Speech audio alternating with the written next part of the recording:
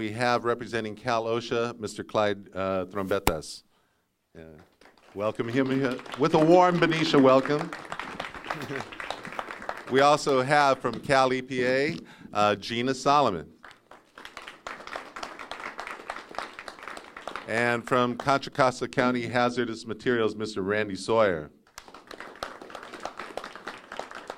And the supervisor representing Supervisor District 1 of the Contra Costa Board of Supervisors, also a representative on the Bay Area Air Quality Management District and the California Air Resources Board, Mr. John Joy. The reason we're here is because of the long, prolonged, toxic flaring incident that started on May 5th at the Valero Refinery when PG&E cut off the power to the refinery, and the refinery went into a massive flaring episode that lasted for weeks. And so one of the things that has come to light is that, you know, over time in Contra Costa County, dealing with the fact that they have 4 refineries, you know, people over here in Benicia began to say, why don't we have the same kind of protections and information that the people in Richmond and Contra Costa County have as a result of their industrial safety ordinance? So I'd like to say at the outset that, you know, this is a community initiative. This was a community-based organizing that brought this forum together. And it's going to be the community organized, putting pressure on our elected officials that's going to make this ISO a reality and provide protections in Benicia that we deserve. So with that, I'd like to introduce you once again to Clyde Trombetas. He is a statewide manager and policy advisor for Cal OSHA Process Safety Management Unit in the Department of Industrial Relations. And as head of the Cal OSHA's Project Safety Management Unit, Clyde leads in the implementation of policy decisions on refinery safety and enforcement, coordinates PSM regulations with state, federal, and local agencies, engages with stakeholders in health and safety community, in the health and safety community, and was one of the co-authors of the new Process Safety Management for Refineries regulations that was implemented just starting October 1st, 2017. He is also serving as the liaison for the Department of Industrial Relations Director on the California Interagency Refinery Task Force. So let's once again welcome Clyde Trombetas.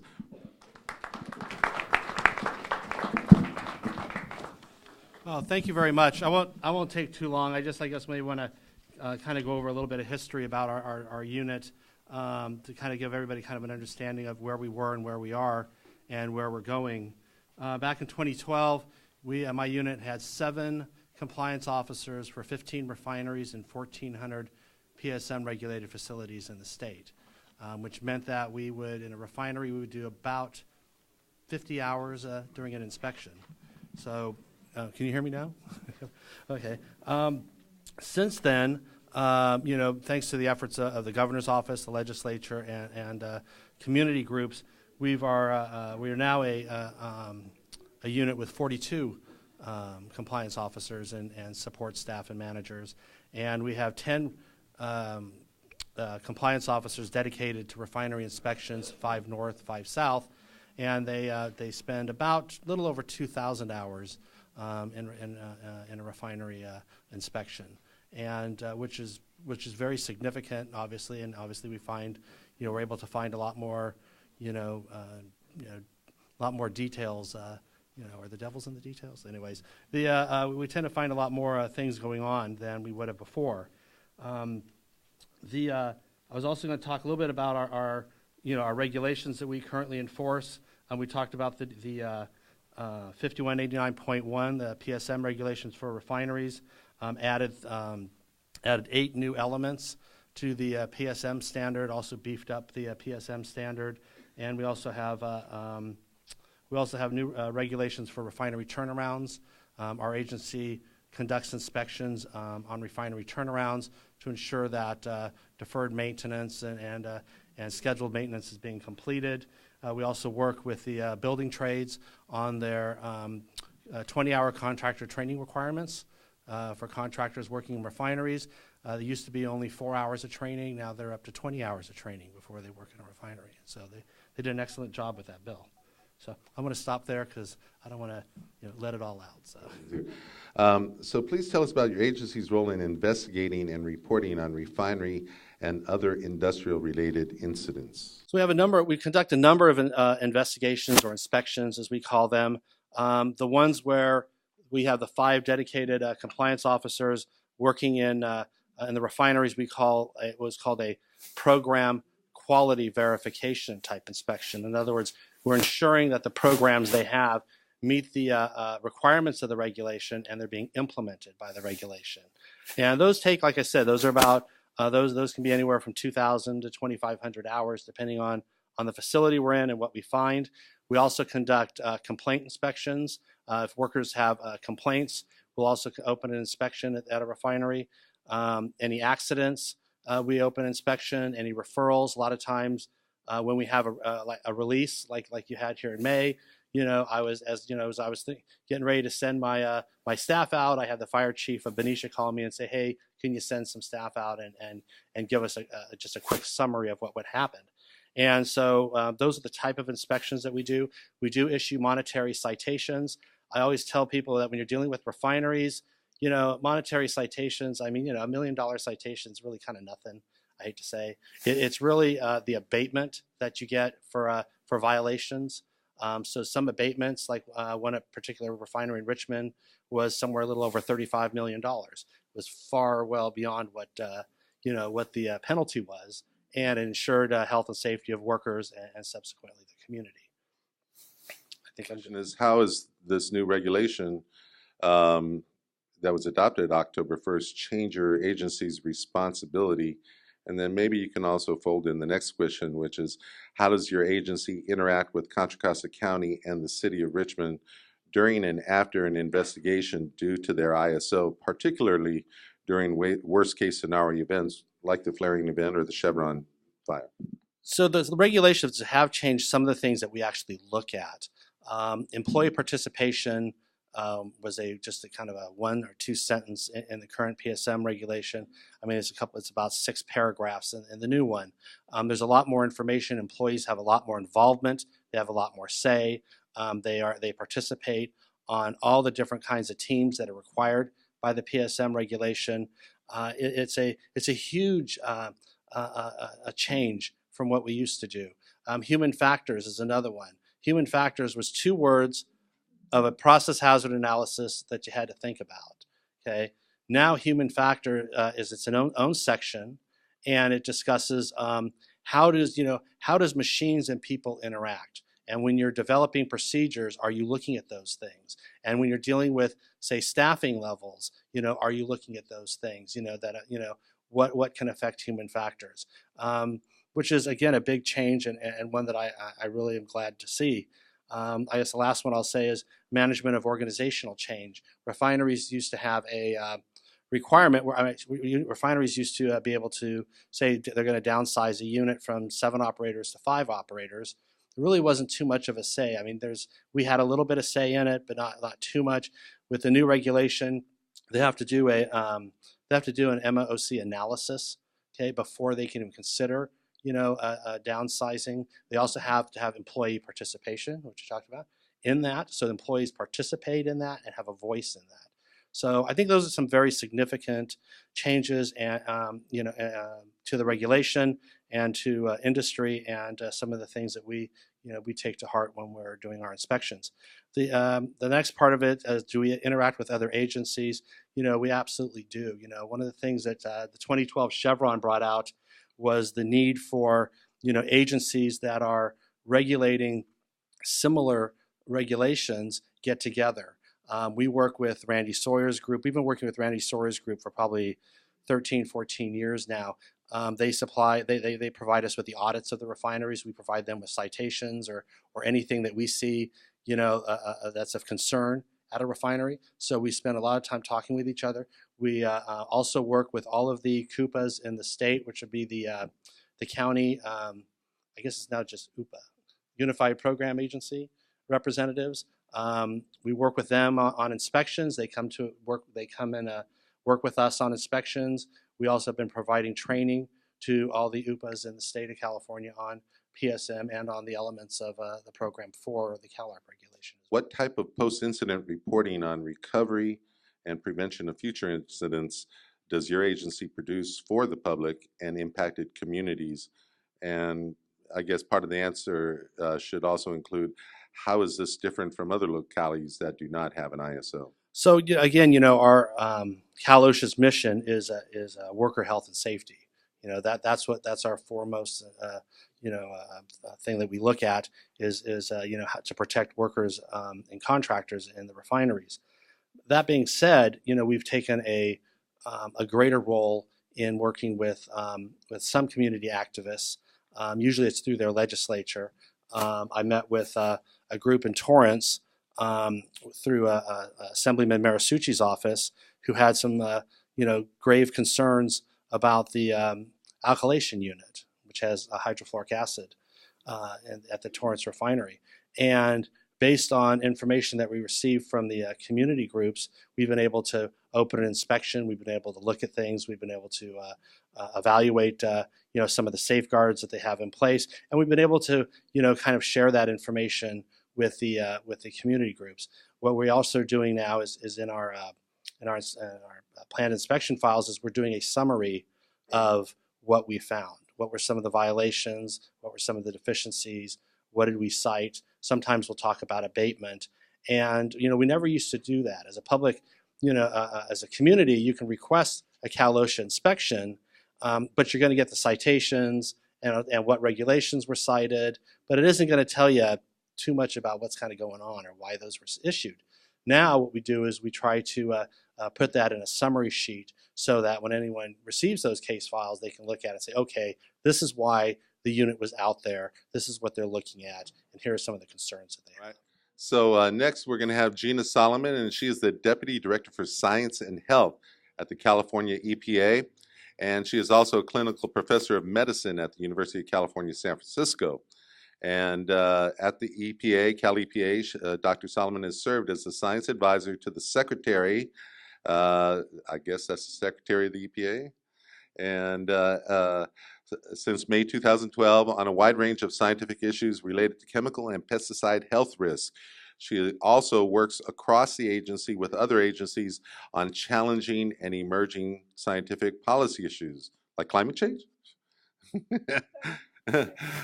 And so, I'll cut to the chase. She's involved in the aftermath of Hurricane Katrina, the Gulf oil spill, the Chevron Richmond explosion and fire, and is currently working to improve refinery safety. So I guess that says enough. So Gina, the same question to you. Please tell us about your agency's role in investigating and reporting on refinery and other industrial-related incidents. And thanks, Andres. And I wanted to thank the mayor and all of you for coming out to talk about this issue. It's really important, and I'm really glad to be able to be here. I had only been with Cal EPA for a few months when there was that little incident down at Chevron just down the road, and it kind of got everyone's attention, including the governor's. And the governor pulled together a working group on refinery safety that generated this report that's actually, if I may say so, not too hard to read. It's actually worth taking a look at. It's if you look at calepa.ca.gov/refineries, you'll be able to find it, and some information about the Interagency Refinery Task Force that our agency now convenes, that includes representatives from across state government, all the local communities that have refineries, and federal government representatives as well from US EPA, to try to work together to address this issue because it's so important here in California. And when we started working on, well, what is it that we can do as a state to try to prevent, and also, if something does occur, to try to respond more effectively, and also what can we do to better communicate about these issues. And so there are recommendations in here from improving air monitoring, which I'm very pleased to say is moving forward. So we will have, we can look forward to, in the not too distant future, having really state-of-the-art air monitoring around all of our California refineries. I'm really optimistic that this is on the right track. And we have a success to report around the recently completed safety and prevention regulations that just came into effect on October 1st. We started work on those regulations back in 2014, and so you get a sense of how difficult and complicated an issue it was. It took from 2014 till the middle of 2017 to get those across the finish line. And they were largely based on the regulations that Contra Costa County has in place. So in other words, the Industrial Safety Ordinance in Contra Costa, which Randy Sawyer will be talking about in a moment. And so basically, with regard to the questions, our agency's role at Cal EPA is mostly convening, pulling together all of the entities that work on refinery safety, trying to make sure everybody's talking to each other, working together, aligned, and also to try to get the level of sort of training around these issues, like for the inspectors, up to a standard where all of the communities are being effectively protected. And they're also so that everybody's talking to each other about what's going on across the state. So that's part of it. We also oversee the unified programs, so the UPAs, including the one here in Solano County, to try to make sure that they're doing their job. So that's, I think, question number one. So then the second question is, how Sorry, is the this new is crinkly. state legislation around that, or the new regulations change the way your agency administers its responsibilities? Well, it's actually sort of funny because Cal EPA doesn't have any direct responsibility in this area, so we're sort of meddling. But the unified programs on the environmental side, so in other words, everything outside the refinery, everything inside the fence line is Cal OSHA's responsibility in terms of worker protection. But protecting the community actually falls directly to the unified programs. So these county, or in some cases city agencies, but here it's the county agency. And so that's sort of the way the California structure works. And then we oversee that, but we don't directly have responsibility. In fact, the responsibility goes to a whole different agency, which is the Office of Emergency Services, and they were the ones who actually finalized these regulations. But our responsibility does extend to really trying to make these things work, and so there's a really serious commitment on the part of the governor and my agency to make it happen.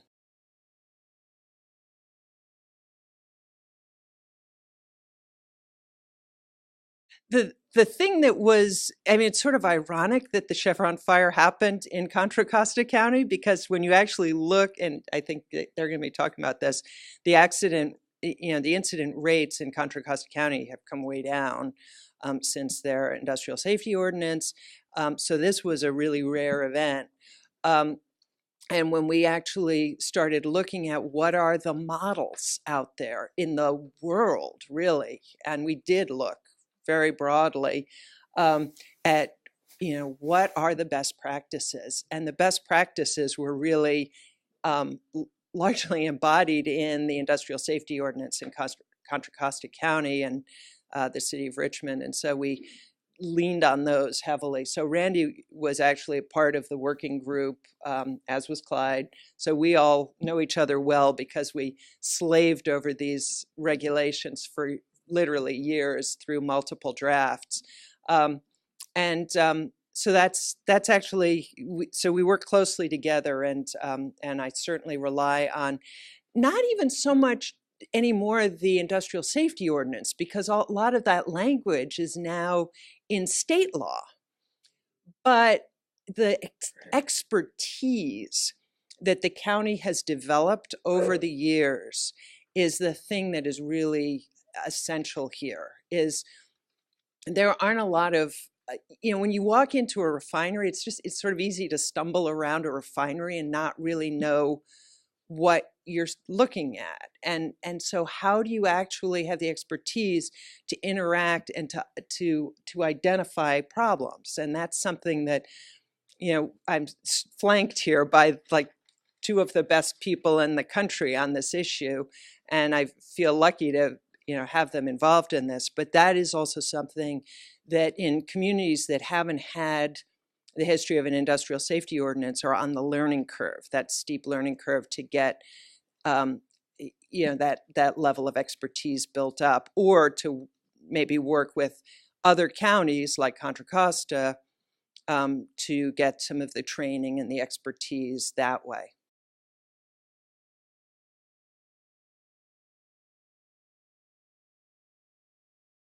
Well, at this point, there actually isn't a difference. Now that we have state law, there's no difference between if you've really, or very little, if you've got an industrial safety ordinance or not. There's a little bit and I think Randy may talk about that there are a few little things that are more public and a little more transparent in the county than at the state. But one of the key things that is transparent in the state regulations is if there is an incident, a major incident, that results in a shelter in place or any kind of, anything that is significant, and certainly what you guys experienced here recently would have fallen, no question, into that category, or did fall into that category. There needs to be a full incident investigation. That investigation needs to use a method called root cause analysis, which has to dig deep into the fundamental causes. And in our regulation, it says that those causes have to include issues that include management system failures, because whenever you have an incident, there usually is some kind of a failure fundamentally in the management. And those all need to be identified. And then the report that is generated after a major incident has to be made publicly available. So that information now, as of October 1st, will be at any refinery across the state of California will be ultimately made publicly available through the local unified program, so the Solano County Environmental Health in this case. And for the record, Solano County was invited, but they declined to participate. Next, we have Randy Sawyer. And Randy Sawyer is the Contra Costa Chief Environmental Health and Hazardous Materials Officer. And their program is the Contra Costa County Certified Unified Program Agency. That's the CUPA they've been talking about. Other programs administered by the division include the Primary Hazardous Materials Response Team for Contra Costa County, the Green Business Program, Pollution Prevention, Stormwater Programs, and the administration of the county and the City of Richmond's Industrial Safety Ordinance. There's a lot more here, but I'll leave it at that. And so the questions for Randy are, can you describe the role and responsibility of your office under the Contra Costa ISO and how you interact with the City of Richmond to enforce its ISO? And how does the Contra Costa ISO interface with the new state regulations? Basically, our responsibilities with the industrial safety ordinances, we audit the facilities to make sure they're compliant with the requirements. We have to do that at least once every 3 years under the industrial safety ordinance. We also we have the ability to do incident investigations after what we call a major chemical accident or release, and we can also hire third parties to come in and do such things as safety evaluations. So after Chevron, we worked with Cal OSHA, the Chemical Safety Board, and stuff on the investigation of the incident. We also hired a third party to do a safety culture, not safety culture, but a safety assessment of the facility. And they looked at such things as safety culture, human factors, and the management systems they have in place. So that's how we mostly interact. We work with Richmond, we give them copies of reports. We also work with them very closely, the fire department specifically, but also the planning department on issues dealing with the refinery on an ongoing basis. The county, there's 3 other refineries that's covered under it, and there's also 1, 2, 3, 4, 5 chemical facilities that are also covered under it. And there's one chemical facility in Richmond that's also covered under it. And if you don't mind, Andres, I'd like to give a little bit of history. Basically, why does Contra Costa County have an industrial safety ordinance in the first place? Well, back in the 90s, on an annual basis, we had accidents as similar in size and impact as the Chevron fire was in 2012. And just to give you, and yeah, they were much worse in some cases. In 1993, just give you some examples of some of them. In 1993, there was an incident at a general chemical facility where they released the oleum, or a sulfur trioxide, which produced a sulfuric acid cloud. And it was about 8 to 9 tons of sulfur trioxide was released. And over 20,000 people sought medical attention from that. And that was a huge impact. And that brought a lot of changes in the way we did things in Contra Costa County, including that's what brought up our community warning system and how do we better alert the community of such an incident. And then in 1994, there was an incident at then the Unocal refinery, now it's Phillips 66, where they released a substance called catacarb. And it went over for a few days. And it went downwind, mostly downwind, and impacted the town of Crockett, which I happen to live in, and impacted my house and everything too. So it sprayed did a lot of damage, and they set up a clinic. Unocal set up a medical clinic afterwards, and over 1,200 people sought medical attention to that clinic. And that was a major incident. In 1997 and 1999, 1997 there's an incident at the Tosco refinery where they had a runaway reaction and an explosion where 1 worker was killed. In 1999, they had another incident, a flash fire at the crude unit where 4 people were killed. And in the last major incident of that sort, and actually the Industrial Safety Ordinance came in play that same year in 1999 in January. The Tosco incident where 4 people lost their lives happened in February.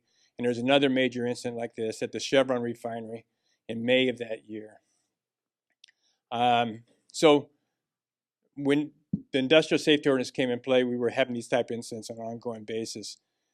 From the incident in 1999 with Chevron in May, there wasn't another incident that size or that impact till 2012. And that's a Chevron fire they had where over 15,000 people sought medical attention and 19 workers were had the potential of being injured seriously from the fire. Unfortunately, they were not. So that gives kind of a history. The county, because of those accidents, the county knew they needed to do something, and they implemented an industrial safety ordinance. And we also made changes in 2006 to add such additional elements. And in 2014, after the Chevron incident, we also made some changes to the industrial ordinance. And basically, those were to address recommendations from the Chemical Safety Board. And as mentioned earlier, all these changes and all this stuff was basically now in what we call Program 4 for the California Accident Release Prevention Program. It's for refineries, or Clyde's program for PSM for refineries. All the elements we're doing there are now captured in those 2 different regulations. So that's where I think I can tell you a little bit of history. So then, how has the Contra Costa ISO developed over time in response to lessons learned from incident investigations? Yeah, basically, as I mentioned, there was a couple of amendments we made to the Industrial Safety Ordinance. One of the things we've learned, and this is not just from our instance, but in other instances, a lot of things, how well a facility operates comes down to their culture, their safety culture, that facility. So in 2006, we made an amendment to require facilities to do a safety culture assessment. And what was different about this is it's not black and white. It's not something you do this and you can see this. It's more of a fuzzy about what is needed. So there was really being developed how to do process safety culture assessments They were doing some in England. They also did something, one after the BP, there was a BP incident in Texas City where 15 people were killed, and that was done through the Chemical Safety Board. So we started requiring it because we believe, or I can believe, that if the culture of a facility is good, they have a good culture going, they'll make improvements. They'll do what's right and make things happen. If the culture is not there, they could have the best procedures and policies, but it would never be really implemented to the degree they would like to make a difference, really. So we made a change in the culture. Also, we look at human factors. We expanded the human factors program to look at maintenance procedures and not just the operating procedures, or how, as Clyde mentioned it, the interface between machines and people, how that is being handled. But it's really a broad issue. Even to worker empowerment may be considered a human factor issue. How, as a follow-up, how long does it typically take you to modify your regulations in response to these lessons learned, as opposed to, for example, the state regulatory process, which can take years after legislation? Well, it's definitely quicker than it was for the state. But we weren't starting exactly from fresh. I think when the original industrial safety ordinance, it did take some time, and there were some bumps and stuff in the road, and there was some changes made, and before the final ordinance were propagated. But we can usually make a change within 6 months to a year within a county. We work with the different stakeholders and putting the requirements together. I think the longest is working for the county council, getting things done through the county council more than anything else.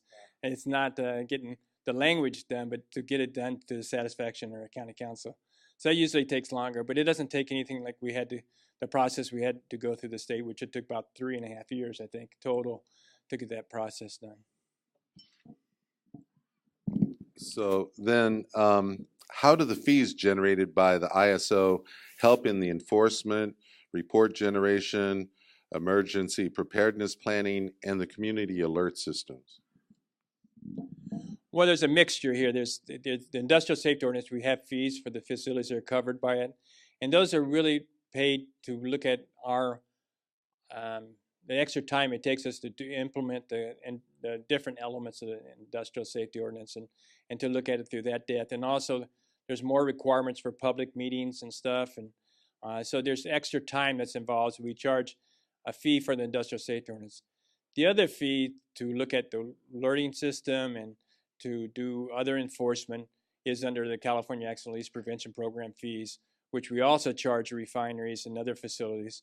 And so that really goes to, and also the business plan fees actually help pay for the warning system we have in the county. They pay for maintenance of it. Actually, when it was actually built, it was paid for by industry and through Contra Costa County Care Group, Inc. And they collected money, they ran the project, and then they gave it to the county, and the ongoing maintenance of it is done through fees for the business plan program. But the Cal EPA program looks at enforcement also, and fees are raised for that, and as well as industrial safety ordinance.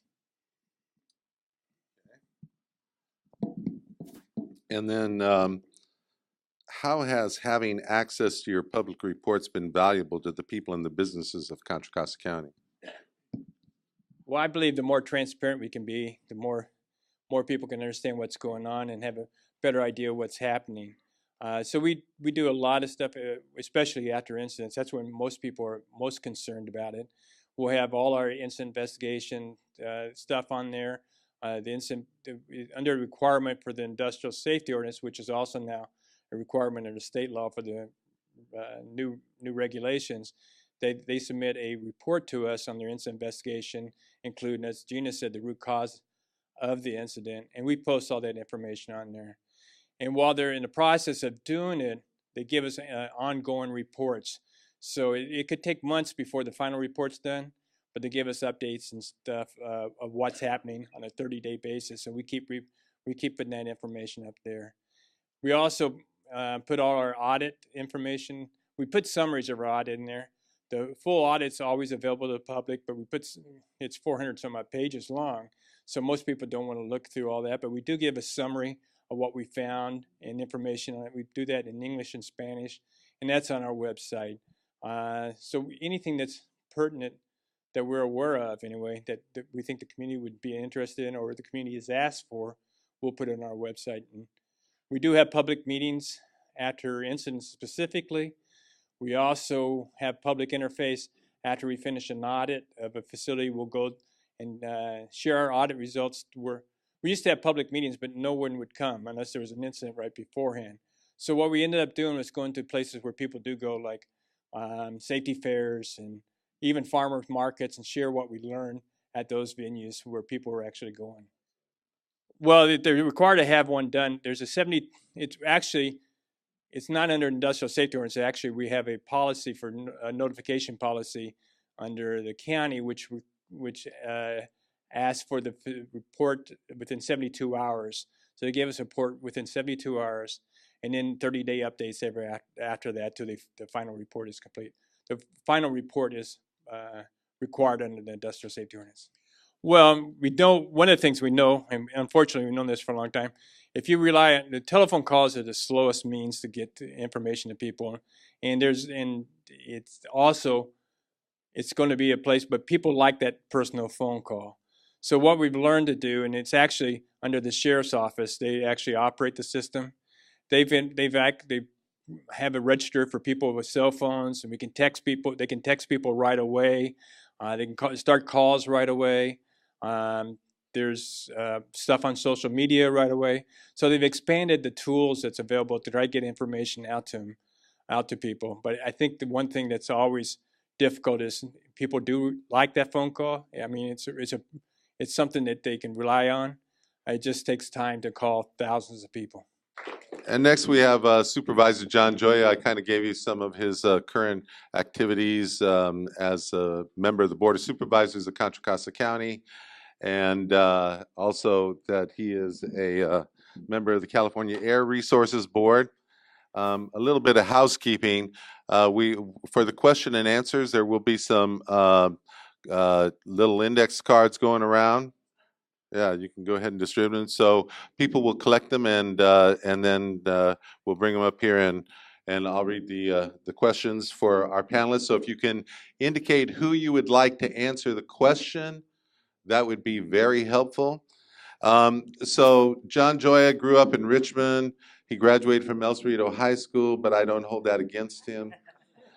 And yeah, and but we both went to Cal, and so he's been around this stuff for a long time. He is a Richmond resident, and so he's very familiar with the history of the ISO, its implementation, and how it works together with the county. And so that's why we're having John here to address that. And then also we're exploring the possibility of contracting with Contra Costa County to actually do the enforcement activity of the ISO. So John Joy, let's welcome him. Thank you, Andres. I will stand as well. And first, let me start by thanking all of you for being here. Obviously, these issues are important in our own community. I understand that. I see lots of community members.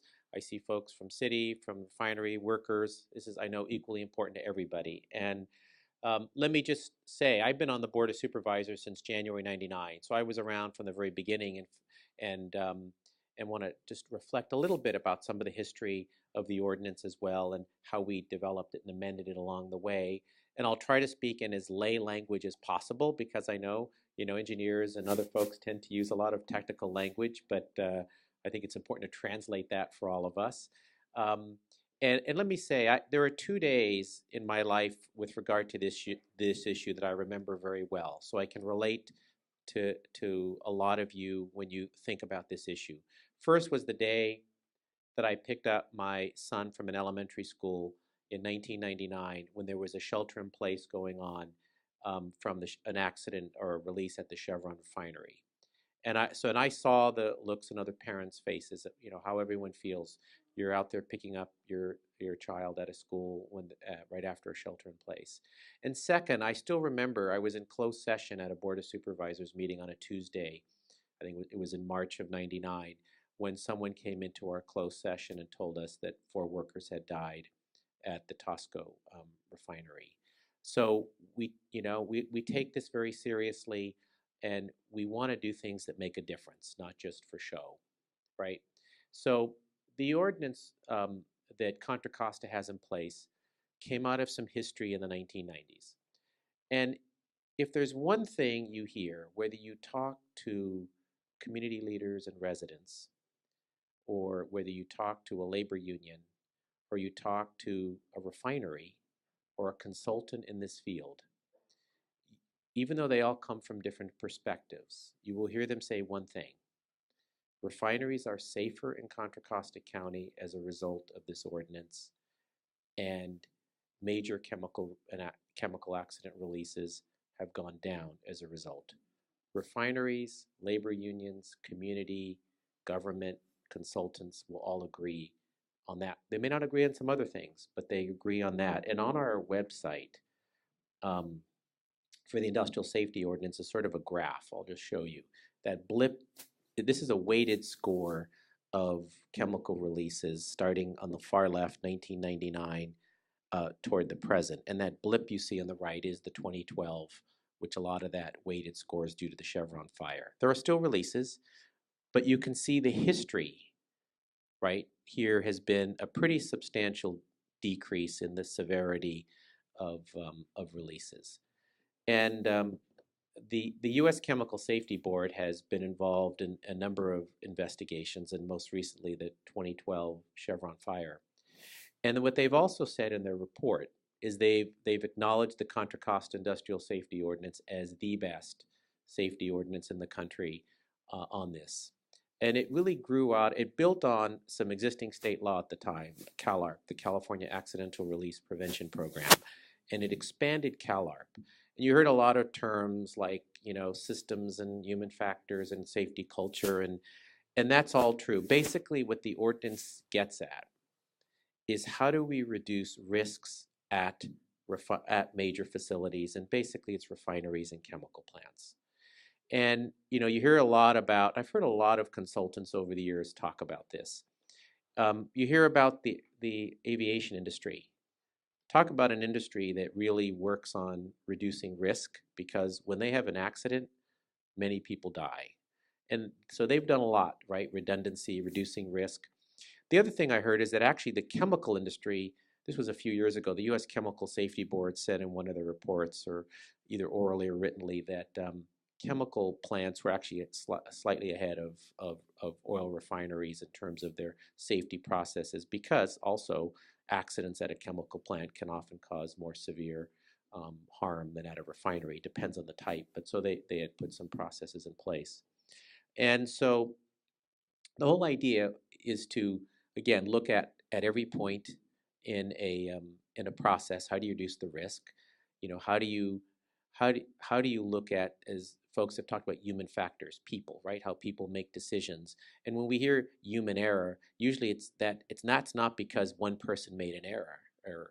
It's usually because some system or process failed, right? That led to that. So how do you change a process? How do you change a system?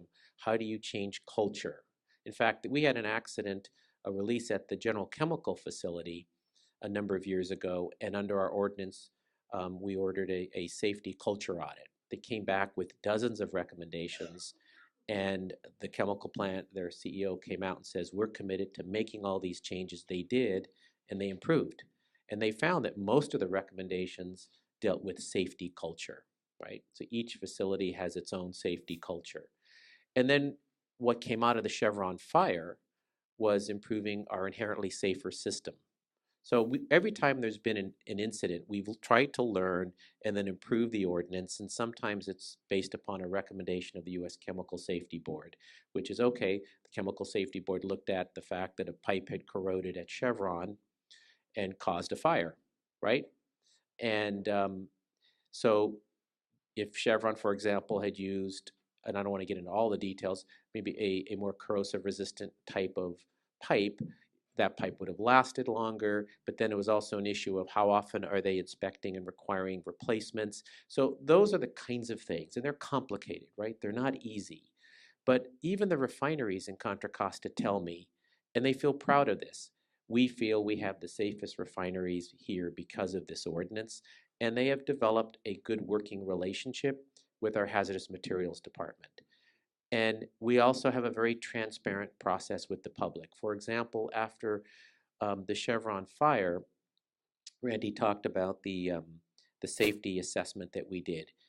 We established an oversight committee for that include representatives from the community, from the building trades, and from the refinery, because we wanted to make sure that the selection of the consultant, for that safety assessment and how they carried it out was viewed fairly by everybody, by the workers, by the refinery, and by the community.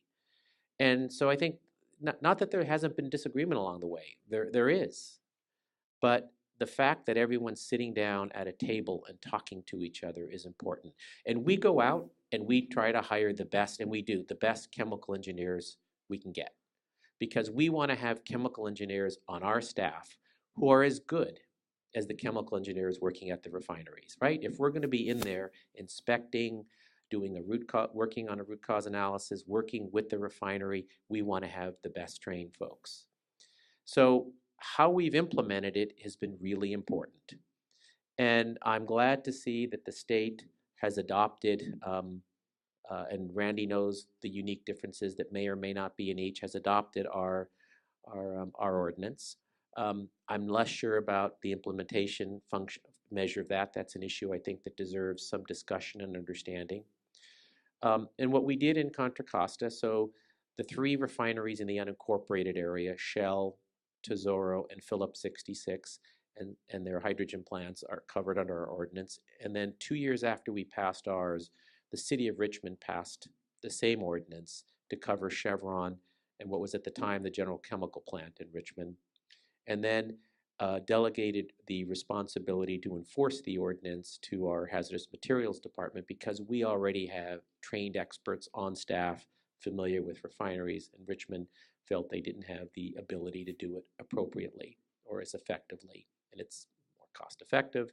And so we have a fee system, as Randy talked about, that collects the revenue needed to enforce the ordinance. So the result of it has been, as I said, safer facilities, a better working relationship, and the ability to respond in a quick way to improve the ordinance if we learn something, right? That's important, because this is a changing field. We're always going to learn new stuff, and best practices are going to change, and we want to be on top of all of that and remain the best, strongest ordinance, because it keeps the community safe, keeps the workers safe, and ultimately, the refineries in Contra Costa know if they have less accidents, that's better for them, right? And now, when we sit down to discuss amendments, there sometimes are disagreement, but ultimately they end up being worked out, and we've incorporated the public process into that. We have a committee of the Board of Supervisors that includes Supervisor Federal Glover and myself. He represents the other 3 refinery areas. I represent the area covered by Chevron, right? So those are the 4 refineries. And then a subcommittee of the Richmond City Council. And we work together because we want our ordinances to basically be the same, so that all refineries are under the same set of regulations. So that's, we're here for answering questions. That's sort of a nutshell of it. Are we better off because of it? Yes. Is it good that the state passed an ordinance? Yes. What are the differences? Those are the things to be discussed. How do you best implement this that works in this community? And that's really also a community decision. You get to decide that, right, with your leadership in this community. So thanks. Are the chemicals that are released in accidents made public? They are in a number of different ways. We take measurements, and we do we collect samples during the release, and also so does the Air District, and we work closely with Air District and trying to determine what we found based on those samples and stuff. So that information is released when we do have that available for the public. And usually it's about a day or 2 after the incident. Just to add, I think the thing that we're moving towards in this area is more real-time reporting of chemical concentrations, especially for certain chemicals that can be measured in real time. And so some of the refineries already have that, but that's something we're aiming for statewide. Right now, that lag time is a problem because if something's going on and we don't have information right away, where everybody's sort of scrambling to figure out what's going on, and so it's not even so much whether the chemicals are released to the public; it's when that we really are trying to fix. See, here's a question for Gina. You mentioned air monitoring as being not too far away. How far away? Will the monitoring be streamed over the internet? How will the public know what is being emitted? So folks here can talk about what monitoring looks like today, and I'll just add the Air District passed a new regulation not too long ago that requires a more robust monitoring network, which will be put into place. And the idea is to really have information in real time and meaningful information. So, and there's a fee that's being charged on the facilities for the Air District to install this. So whatever's in place now, and I don't know what it is here in Benicia, will be improved over time. And, we can explain that further later to make sure that there's better fence line monitoring. And then there's a new law that passed at the state level this year that also requires more monitoring. So the state and the state air board will be working with local air districts and communities, most importantly working with communities to identify how to improve and increase monitoring, and then not just that, what to do. It's looking at not just stationary sources, but looking at hotspots, mobile sources, for example, a port. So if you have, you can have a refinery, you can also have rail yards, and you can have ships, and you can have diesel trucks. So to look at all of that. And the strategy that's being put forward for monitoring, as you just heard, that Bay Area Air Quality Management District is actually ahead of the state. So we're actually following both Contra Costa County and the Air District, but it's always great to have trailblazers. And it helped us a lot with this regulation, because it only took, with the regulations we were just talking about, only took 3.5 years to get them through at the state level. And that's partly because the refineries in Contra Costa County said, hey, we've been doing that for years. This isn't a problem for us. Whereas the refineries in Southern California were not at all happy, because this was a complete game changer for them. And so we had to sort of bring them along. And so you sort of get the sense when there are leaders, it really helps. And similarly with air monitoring, where you're going to be seeing air monitors in this region of the state, very soon, because that's actually already, they're already being rolled out. And we're sort of talking about concentric circles about refinery monitoring. So there will be refineries on the facility grounds, on some of the, within the refinery, some of which may be, wearable monitors or monitors that the workers have that they can be measuring and moving around, and others will be stationary within the facility. Then there'll be fence line monitoring, and then there'll be monitors out in the community with a focus on sensitive sites, schools or anything like that, and sites that are downwind. And then the enhanced capacity for mobile monitoring, so that resources can move quickly into the area if something happens. And so this whole set of monitoring, it's not just like one monitor. It's like a series of concentric circles. We call it the wedding cake of monitors. And because otherwise you never, you can miss things. And so you need a pretty complicated system to make it work. Kind of begging the question, what would an ISO in Benicia do to improve safety beyond the newly implemented state OSHA regulations? Is the ISO redundant in light of the new state regulations? And how about if I turn that to John? I'll start, and Randy will know the specific differences. So my understanding is they're very similar. There may be a couple of minor differences, which Randy can explain. I think the biggest issue to understand is what's the difference in terms of who's responsible for implementing it, and have a discussion about that. We've ensured in Contra Costa that we have the resources and the expertise to implement and hire the right folks and have accountability and transparency. I think that's really important. Whoever is implementing this at whatever level, you want them to be well resourced, as expert as the folks working at the refinery, transparent, and accountable in some way locally. All of those I think are important. And so what Richmond does, for example, when it contracts with Contra Costa Health Services, their own council, it's their ordinance, for example, but our staff go to the city council and to their meetings to sort of talk about, the issues that they're interested in, or we'll have joint meetings between our county board, since I represent Richmond, and the city council on that. So I think that's the question to ask, and have experts here talk about that, to ensure that you're getting proper implementation. Because the rules, as I understand, are pretty similar. Again, there may be some differences that one should have and the other, but think about how to implement them in a way that is going to be impactful, meaningful, with public transparency and accountability. The state law, who actually would implement, if there wasn't a local ordinance, who implements the state version? Is it the county environmental health? It would be Solomon County Environmental Health. So if they were the implementing entity, you would want that entity to ramp up and have the expertise that Contra Costa Hazardous Materials has. Because if they don't, you're not going to have a meaningful, equal sort of implementation. I don't know the answer to that. I don't know the local side of it. I mean, we always heard, for example, that when Cal OSHA was implementing its regulations, that often they didn't have the number of inspectors statewide because the state didn't always fund enough as much as you needed. Whereas, so you're sort of at the mercy of however the state's funding. There's better funding for Cal OSHA now, I know that. But in the old days, right, there was less, and that was always an issue.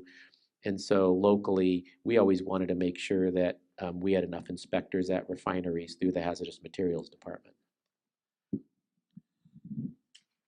They're very similar, and actually, as Gina and Clyde and said earlier, it was basically the state regulations were modeled after the county's industrial safety ordinance. In some ways, it goes a little bit further in what the industrial safety ordinance does, specifically looking at damage mechanism reviews, which is a requirement under the state regs, which isn't under industrial safety ordinance. They also implemented some of the public interactions, as Gina reported or stated that after an incident investigation for a major incident, those reports are put onto the website for the local CUPAs and on state OES's Office Emergency Services website, so you can see what's happening throughout the state. Another piece that we have in Contra Costa County that's also in state law with interaction between the public is what we call indicators, process safety indicators, and see how it kind of gives you a report card how well they're doing. Those are made public also. So those are a couple of public interactions. One other public requirement under the state law is that if a facility does a new process or brings in a new unit or that would require like a land use permit in some way, they would have to also do what we call hierarchy of control analysis, which looks at the hazard of the facility and how they can reduce the hazard. And what in Contra Costa County we call it inherent safety, but it's basically the same thing. And they are to make that report public, which isn't a requirement in the county's industrial safety, but it is a requirement in the state law for new processes. And but in the Contra Costa County, what we do have more requirements for public interactions. As I mentioned earlier, after we do audits and stuff, we were supposed to have public meetings and make that information public to the people, to the communities. And so we do interact with the community much more And that way, after incident investigations and stuff, we'll have public meetings and stuff, interact with, get concerns, hear the concerns of the community, and and also try to address some of their concerns or try to answer some of their questions at that time. So there's, under the Industrial Safety Ordinance, probably more community involvement with between the regulators, such as me, and the community. Thank you. Here's a question for Gina. You mentioned each jurisdiction with a refinery has a representative on EPA's advisory group. Who is Benicia's representative? Colby LaPlace from Solano County Environmental Health is the main representative for this, this area and for the CUPA. And he was engaged throughout the process and is, very familiar with the regulations and has been part of all these trainings because actually well before these regulations were finalized, we realized that, just as some of the refineries are outside, well, just as really all the refineries outside of Contra Costa County were not familiar with doing all of the things that are now required. The CUPAs, the local unified program agencies, were also not fully up to speed on how to enforce these. And so the trainings actually started, over a year ago, right? So and both Clyde and Randy have actually been key in training side by side the OSHA inspectors and the local county or, in most cases it's county CUPA representatives who are going to be charged with enforcing this. But it is a steep learning curve. And so I think that what John Joy had just said about the importance of full implementation and consistent implementation, it is a challenge.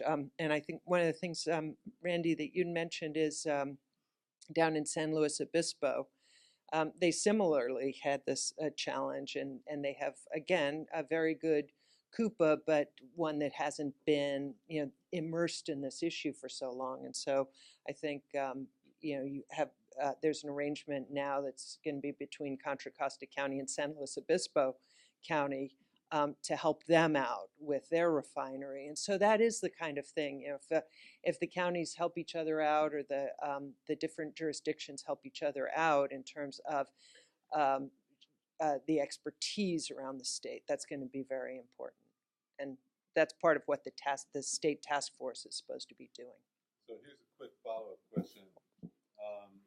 If the new regs that went into place on October 1st had been in place on May 5th, would that have resulted in Benicia officials and community having direct notification and reports regarding the incident? So the question was if just because I wasn't in the microphone, the question was if the regulations, the state regulations, had been in place sooner, so in May, what would have been different, and would there have been more information for the communities? The answer is mixed. I'm not sure, honestly, that the regulations would have done a lot to prevent this one, because it was a massive power outage that was sort of, there would have been some aspects of the regulations that might have helped mitigate it, because, and that might be more of a question for Clyde and Randy, but in terms of what that would have changed in terms of information, you all would have for sure gotten a full incident investigation report and root cause analysis to review, and there would have been a level of community engagement around that analysis. That's still something that could be done sort of voluntarily, but it's not required since the incident occurred prior to when the regs came into effect. So the whole issue about notification, at least in Contra Costa, right, is a separate set of rules than the Industrial Safety Ordinance. Industrial Safety Ordinance is this process, right, to improve safety.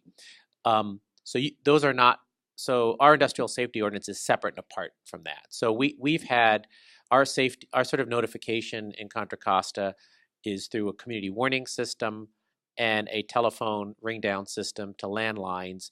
Right now, there's no way to automatically call cell phones unless you pre-register your cell phone. So we encourage people to do that. And then we have a whole protocol that we work on with the refineries. So there's where they're supposed to notify the health department and the sheriff's department when there are incidents that happen on site, even if they're going to have off-site implications. So that whole notification process between the refinery and the county is separate than the industrial safety ordinance, just so you know. And again, it's run by the sheriff's department, but hazardous materials is involved in health department. So two separate kinds of things. I don't know how notification works here, but you can always improve on, take a look at what your protocol is, improve it if you think that's necessary, but that's separate. There are other separate regs to address some things that John's doing that's being propagated right now. And actually, there was a state law that was just passed, AB 1646, which requires more development of what we would, in Contra Costa County, we call a community warning system around refineries, and how they work also with adjacent jurisdictions. So it's something that happens in Contra Costa County can impact Benicia and Solano County. So how do we communicate and how do we get the information to Solano County residents and during an incident? So those are things that are going to be a requirement. But Cal EPA, working with Cal OES, is putting together regulations on how to notify around refineries specifically, how to notify the community, what requirements are done, how to engage with the community in development of this. And that those regulations would probably go in effect probably mid next year, would you think? We're hoping within the next year. Yeah, within the next year, so those regulations should be done. They kind of took a backseat to the regulations that we just put together for the safety side of it and prevention side of it, but they're moving forward at a greater speed at this time. A question from Mr. Trombetas, bring him into the conversation. Kind of a tricky question. I guess from the Cal OSHA perspective, which Bay Area refinery is the safest and why? And how would an ISO have prevented the PG&E power failure of the car? Well, it wouldn't have. So that's the answer to that question. But you want to take a shot at that first question? I think there's a ringer out there. So Cal OSHA has a program called the Cal Voluntary Protection Program. Oh, sorry. Okay. There we go. I probably went the other way. It is a program where like the top 2% of businesses participate in. It is a program where a facility doesn't meet the requirements or the standards of a regulation, but they exceed the standards of a regulation. Okay, so it isn't so if you have a lockout tagout program, they don't just meet the regulation, they exceed it. They find ways of making it safer. There are only 2 refineries in the state of California that participate in the Cal OSHA Voluntary Protection Program. One of them is Valero in Wilmington, and the other is Valero in Benicia. I know. So I know they just had an audit back in May. It took 5 compliance officers, 2 of them were mine, to go out and do an inspection and an audit of their program to ensure compliance. I'm going to touch on this. I'm just going to say this, okay? When you have a power outage like what Valero had, okay, it was an immediate loss of power, okay? You have units that are starting to overpressure. You have temperatures increasing, and the only safety device that refinery has is a flare system. Okay, that is exactly what they did. They went to the flare. Now, I don't really think people kind of argue that so much. What concerns me more in sitting here tonight is that, refineries need to be partners with their community. They need to be transparent with their community. They need to share, if they have incidents, they need to share those incidents, they need to share those causes, and they need to share those recommendations. Okay, that is what a good steward of a community does. They don't put out, one-page ads about the mayor. Okay, it's a you know, so, okay. So that being said, is Valero Refinery a based on our criteria for worker health and safety, their two facilities are considered the safest refineries and a model for refineries in the state. But again, that being said, okay, there needs to be, some communication with the community, and there has to be, they have to be transparent. If you are going to be a VPP facility, then you need to learn to be transparent with your community. So I'm going to make a general comment as a politician. And as someone who's dealt with these issues, at least for the last 19 years in my community, I think it is always best after an incident like this for the refinery, the city, community, labor, for everybody to say, okay, let's sort of set aside this issue for a second and all get committed to this idea that we want to have the safest facility. And as we saw, our ordinance hasn't reduced all accidents. It has dramatically reduced the number of them, however. And I think it's important to think about what can you do going forward that makes a facility which is safe compared to many refineries across the country. I honestly believe we have the safest refineries in the Bay Area than anywhere else in the country because of, in Contra Costa especially, because of the ordinance, but in this, there's generally a better safety culture here than in Texas. And I've heard that from consultants who work in refineries in Texas and who work here. But that everybody, including the refinery, right, committed to saying, let's figure out how to make ourselves safer. I hear that from the refineries in Contra Costa. So folks shouldn't, this discussion I think is very healthy about an industrial safety ordinance because the community is searching for how do we make our facilities safer, because we all have a right to that. The refinery saying, okay, we want to be a safe partner with the community. And so there needs to be this important dialogue with each other. And I think that is what's going to achieve safety, the greatest amount of safety in the community for the workers as well as for the community. So I think this is a healthy debate. I think this is great. And I don't think folks should get criticized for raising this issue and saying, we're talking about this. And we're trying to weigh, is it better to have the state? Is it better to have the local? Who's better to implement them? That's at the key of this. I happen to believe that the fact that we've been able in Contra Costa to have, local enforcement has been really good. Every community is going to get to decide that issue for itself. So that's why we're here, is to share our experience and to help inform you, right, as you think through what's best. Here's a general kind of question. What is the status of an ISO in Benicia, and how does it get implemented in Benicia? Voted in? And so the answer to that is it's only been discussed at the city council level. They deferred any action on it. And this is an effort to revive that discussion at the city council level. And it will get implemented by a city council vote, voting it into law, ordinance here, local ordinance. That's how that would work. So here is a question for Randy Sawyer once again. In the latest ISO report, which is 2014, it's now 2017, posted on the website, it said in conclusion that major chemical accidents and releases, they have decreased since 1999 with the exception of 2010, 2012.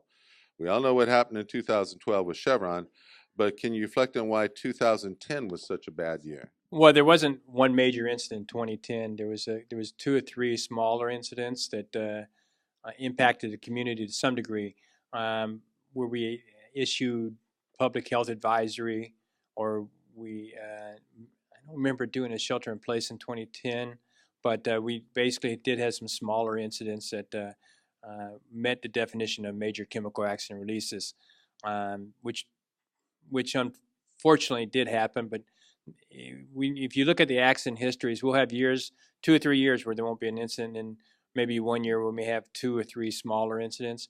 What was different in 2012, it was really a major incident. And there was actually a couple other smaller incidents in 2012 too that impacted the community, such as the one that happened at Phillips 66, where they had a tank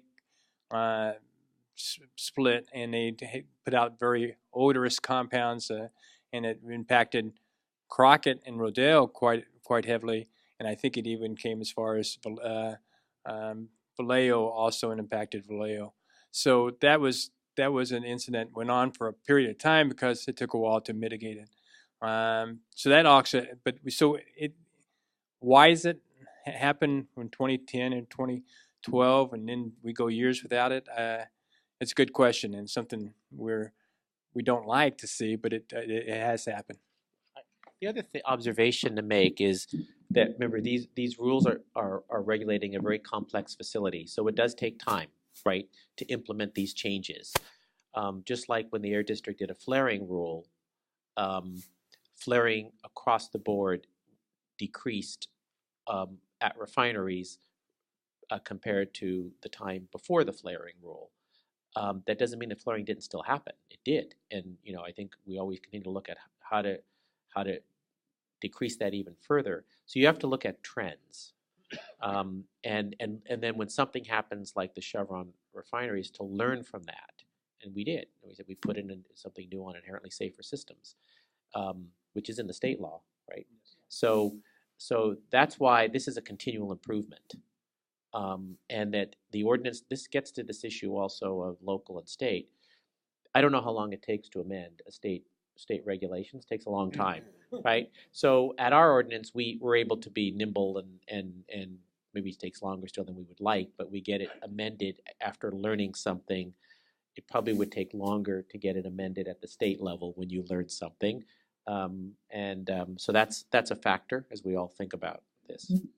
The next question is, are refineries required to have emergency backup electrical generators? And I guess that also speaks to whether or not those that may be required or have been implemented are sufficient. I would say they're not necessarily required, but they are. But if they are implemented, if they are built and they're put through the process, then obviously they have to be maintained and watched. One of the questions that had come up about at the Vallejo facility was that their cogeneration plant was built in 2002, and in 2002, the thought, at least that was under my impression, was that it would pretty much, if you had an emergency loss of power, it would pretty much cover most of the refinery. But with all refineries, though, since there are none being built in the state, the ones we have are expanding. And so the refineries are growing. And that cogen plant that was built in 2002, come to 2017, may not be able to handle a complete power loss like that. And that's something that we would expect a refinery to look at, as part of their process hazard analysis, is seeing, if they're looking, what they're looking into. I understand that they were looking into increasing the size or building a new one, but there are some regulatory issues that I'm not too familiar with. Other refineries have them. Phillips 66 has a really good cogeneration plant. When I was working there back in the day, they used to sell power back to PG&E. They don't do that anymore because their facility has grown. So a number of facilities have them. Some of them that have power issues, like the Torrance refinery. I think it's kind of been in the news, at least down south, quite a bit. They don't have a cogeneration plant, and they have a number of power excursions. And so the city is looking at forcing them to build one. And from what I understand, they're working with their local power company to try and get one built. So I think a lot of the refineries have them. I think my concern is that when they were built, they were probably built for the usage of a facility or a partial usage of the facility. But as the refineries grow, they tend not to be as useful. But we want to thank all of them for showing up here in Benicia tonight. Clyde Trombetas from Cal OSHA, Gina Solomon from Cal EPA, Randy Sawyer from Contra Costa County, and Supervisor John Joy. Thank you for participating in this. And the answer is we need to make the city council put this on the agenda and vote it up or down. Thank you.